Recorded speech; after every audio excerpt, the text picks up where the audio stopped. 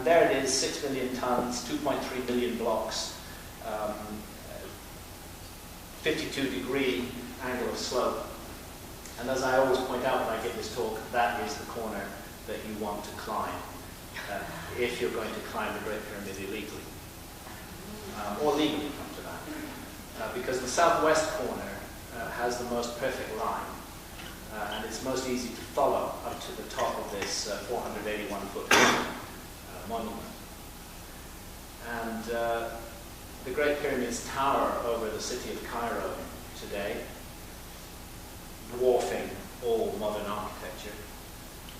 And this is a view from the Santa took from an Egyptian military helicopter hovering over the Giza Plateau. This is the village of Nazlet al-Saman. And here is the Great Sphinx, just here, looking due east across the Nile Valley. And there's Khufu, Khafre, and Menkaure. I don't think they were made by Khufu, Khafre, and Menkaure, by the way, but I don't know who they were made by, but they're conventionally attributed to 3 pharaohs of the 4th dynasty. I mean, if this was Khufu to be his tomb, which in my view is a nonsensical idea, then it was built in 20 years during his reign. You get into stunning calculations of how many blocks per minute had to be moved in order to complete the 6 million ton monument in 20 years. It just defies belief. As we fly round to the west side, we see again the three great pyramids. Here, the tombs of the nobles.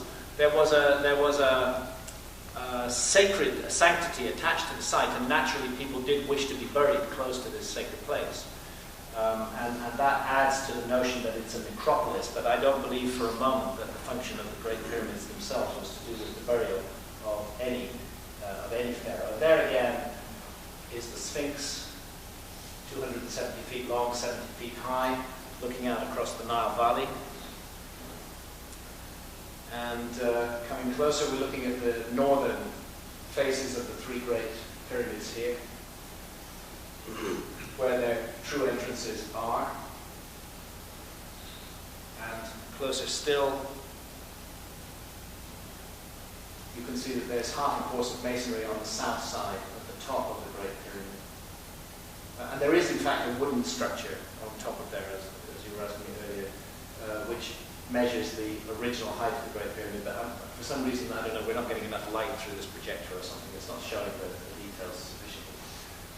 Because the pyramid is not complete. We don't know if it was ever complete. Was it complete? Did it have its bend? Were these corners brought up to a point as they are in the Pyramid of Khafre? Or was it never completed? Or did it fall off during the earthquake of 1301? It's difficult to be sure. Then finally, me on top of the Great Pyramid. Some years ago, quite a few years ago actually, I climbed the Great Pyramid 5 times, and it's an amazing privilege to be up there. I compared it in Fingerprints of the Gods to a magic carpet flying over Cairo. And it's a great place to be in the dawn, to be up there, climb into the dark, and be up there.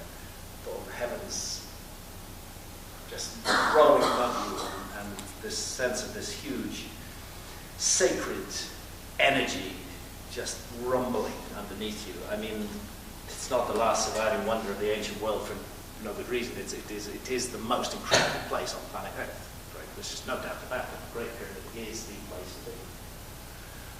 And it's a privilege to climb it. It can only be done illegally now.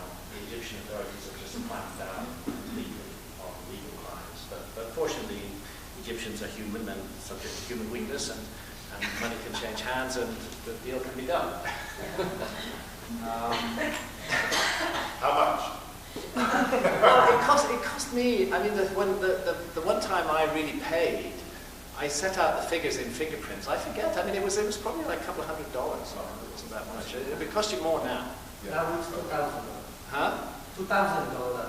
$2,000 now. You see, that's what happens with inflation. But they are starting from 10,000. They are what? They are starting from 10,000. Oh, they start from 10,000 and count down. Yeah. Yeah, I think, I mean, when I first climbed it, which was like 1994, we had to bribe, I told the story in Fingerprints because we bribed the guards in advance and then we bribed them again on the spot, and it was all very tense. But I don't think I ended up paying out more than $200 or $300. It was better then. Now you pay more. And as again, apologies if you've heard this before, but I found my granddad's graffiti just down there. There's lots of graffiti here, and my grandfather's was there. P. Hancock, 5th of April, 1916. And I had my dad check my grandfather's diary, and sure enough, on that date, he says, climb the Great Pyramid today. So, it means a lot to me. I wonder how much. Personally, that one. So there it is, the Great Pyramid, this amazing, enigmatic structure. And here are its innards. There's the subterranean chamber, which is 100 feet vertically beneath the base of the pyramid, and close to 600 feet beneath the apex of the pyramid.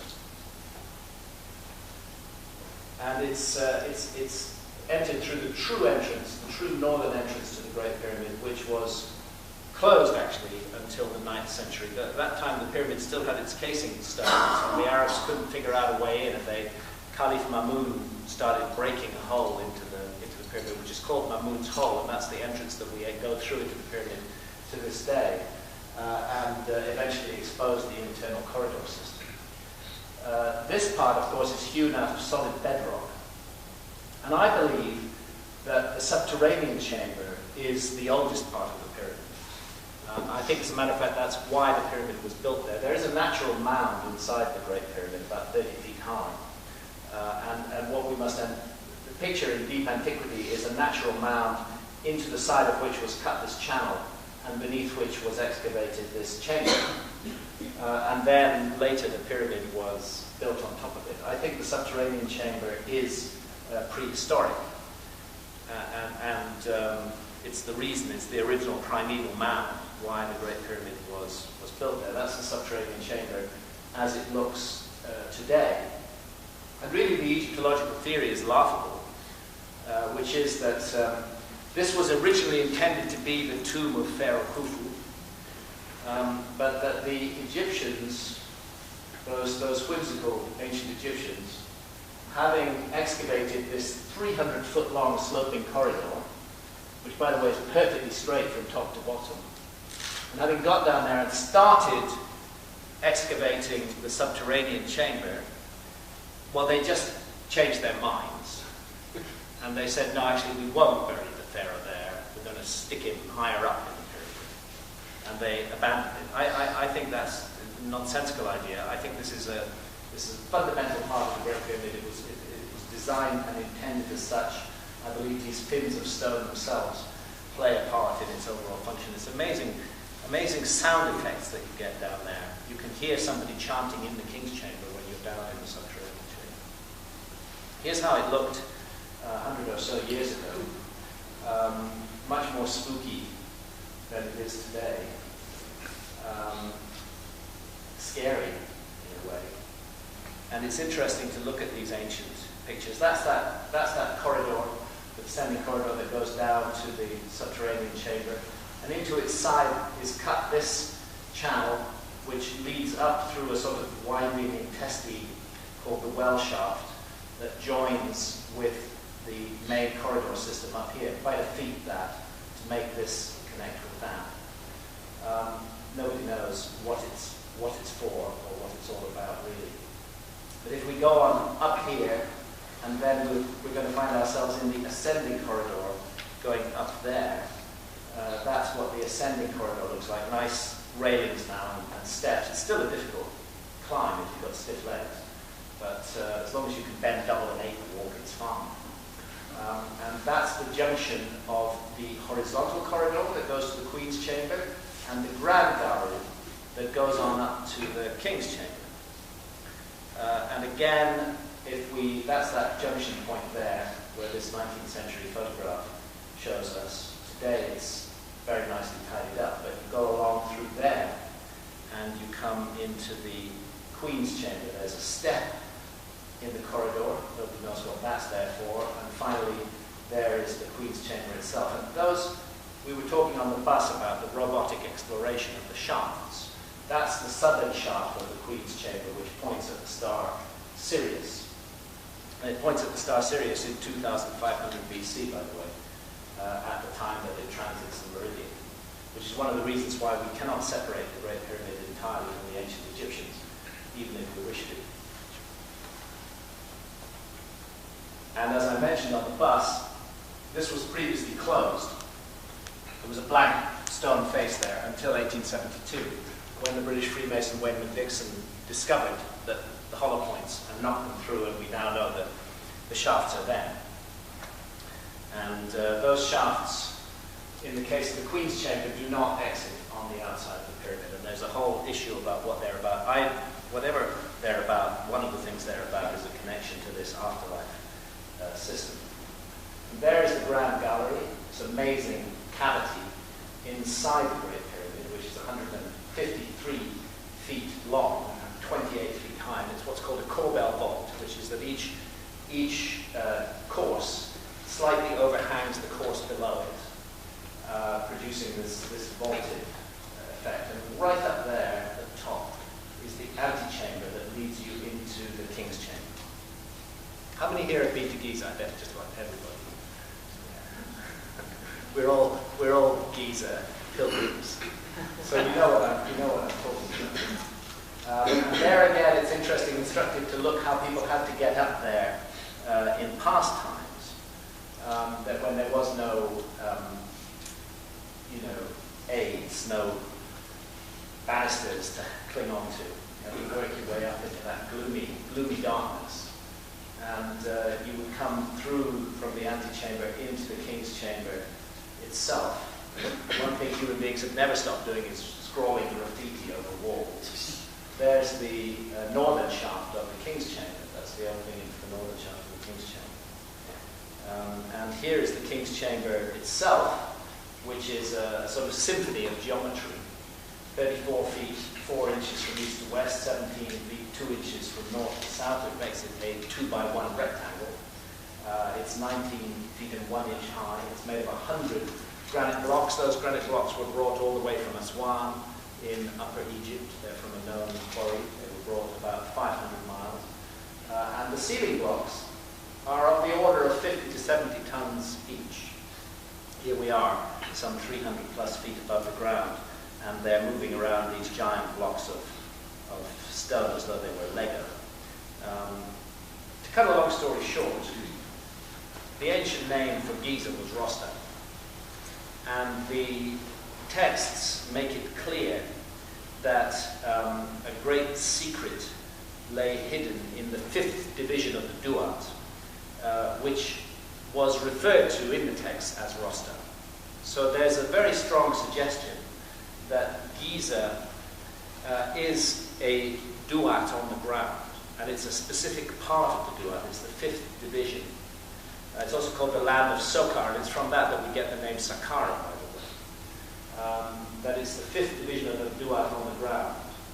And that it has all these features, a sphinx. This is from the tomb of Thutmose III in the Valley of the Kings, the book of what is in the Duat, a pyramid, pyramids.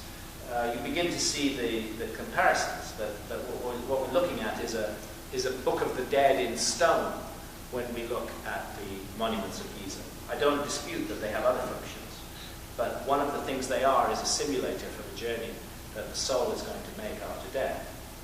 The Grand Gallery, depicted in the book of what is in the Duat. The boats that we see for navigating through the Duat, we find boats buried beside the Great Pyramid, one of them fully reassembled now in the boat museum. All these narrow corridors and passageways. It's as though they brought the Duat down to earth and made a model of it to give us, so that we may have knowledge of that hidden circle of the Duat. And here, a lot of people, and I myself, wonder what really is the function of the King's Chamber. Certainly not for burial of the king. Nothing to do with that. No evidence at all that any pharaoh was ever buried inside the King's Chamber. The King's Chamber was built around this sarcophagus, the sarcophagus is too big to bring through the antechamber into the king's chamber. The fact that there's a sarcophagus in it is the simplistic notion that leads Egyptologists to conclude it is the tomb chamber of a pharaoh. But a sarcophagus can be used for ritual functions as well. In fact, a sarcophagus is used for ritual functions in Freemasonry to this day.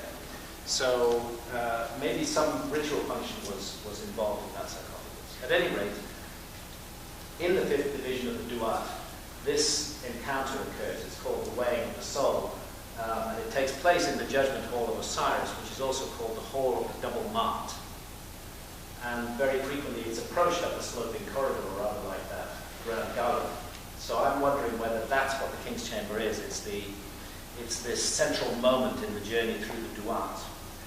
The moment that our entire life has been our opportunity to prepare for. I'm very touched and moved by the way the ancient Egyptians look at the mystery of life and death. That they, first of all, these little fellows up here, these are the negative assessors in the Judgment Hall of Osiris. They are going to ask you questions. Did you kill? Did you steal? Did you take the name of the gods in vain? And actually all of the 10 Commandments, and 32 others as well, they're going to ask you those questions, and ideally you should be able to answer, no, I didn't kill. No, I didn't steal.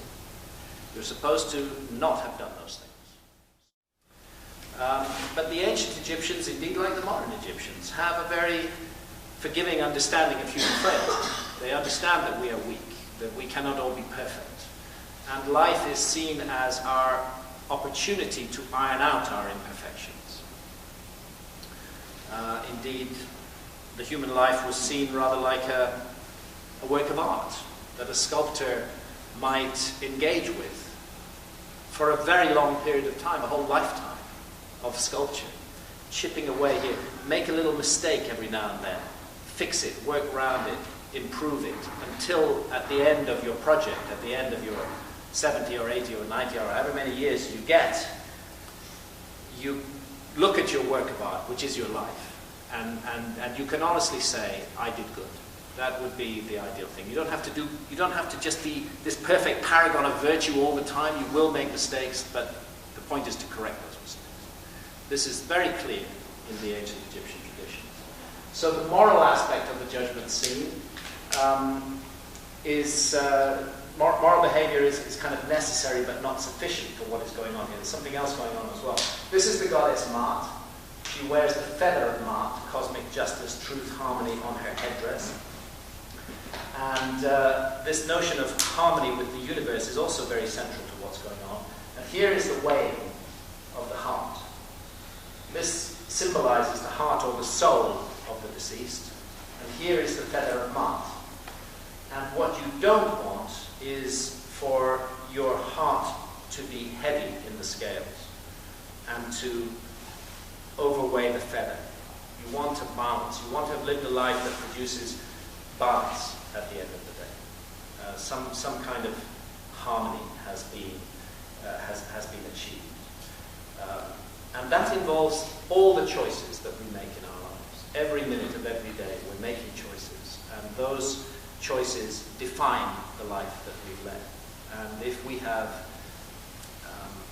impinged upon the sovereignty of others, if we have added to the stock of misery in the world, if we have caused suffering and disaster, if we have caused pain, if we have not remedied it, then our hearts will weigh heavy in the scales. And so what is coming across in this scene is the advice to live life well and live it generously, and live it in a nurturing way, because ultimately there will be a price to pay if we do not do so.